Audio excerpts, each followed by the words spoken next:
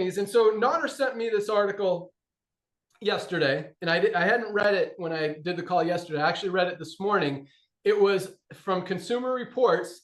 They did a test of 23 plant-based proteins out there, plant-based proteins. And they did a test of how much lead. Lead is a deadly toxin. Like, it will kill you. And they did a test of all these protein supplements that they did a heavy metals test to see how much lead was in these protein products. Of the 23 that they tested, 2/3 of them, which is what, 16, 17 of those products had more lead than was the safe maximum per day. So 2/3 of the products out there, the supplements out there, the protein powders out there have lead, too high amount of lead that it's toxic for your body, which means that's pretty much means you're hurting yourself more than you're helping yourself by taking those products.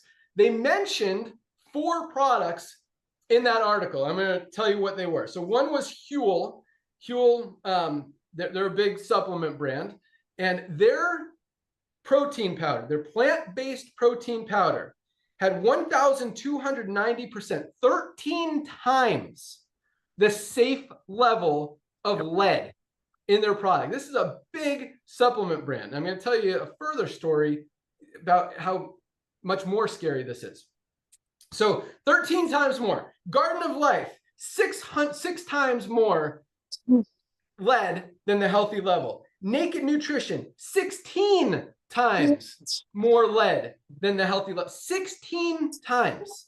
Like, we're talking about 16 times the high level of safe, not like the minimum. What? And there's one more. Momentous was also between 400 and 600%. So look, of these 4, I asked ChatGPT, I'm like, hey, of these 4 brands, do any of them claim that they do third-party tests?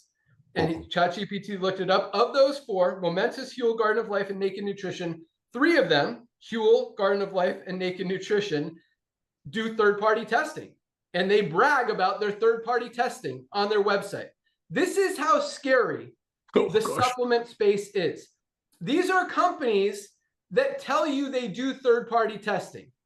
If they really do, and they see that they've got 6 to 16 times more lead in their product than they should, toxic levels of lead, and they've done a third-party test and they see those results and they're still selling you that product, like, is that a company you want to trust? Number one. So what that tells me is either the reason they're not showing you the test is because they know their product is toxic and they don't want you to know, again, going back to what's more important, people's health or making money. And clearly it's about making money. Or number 2, they're not actually doing the test at all, because if they were, they'd see that they're way overloaded on toxic lead in their product and maybe figure out a way to stop doing it. So that's the scary thing, because all these companies, they say stuff like Gary Brecka. Like, this one really pisses me off, because this is a guy that we've actually done reaction videos to, because he says some smart stuff about how people need essential aminos, about how important protein is, about vitamin D, about magnesium. He says some smart stuff, but then he goes and sells a product, says it's third-party tested, but refuses to show any documentation of anything, and sells an overpriced product with 50% less of the awesome ingredients that we have in our product for double the price. That, it's crazy what's going on out there. But the thing, I mean, here's my point of all of this.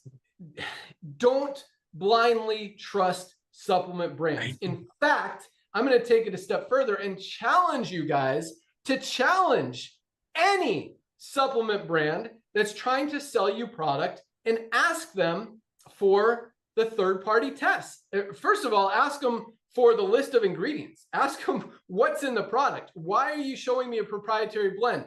How do I know that there's actually enough spirulina in this product to do anything when all it says is it's listed in a proprietary blend? It could just be a sprinkle.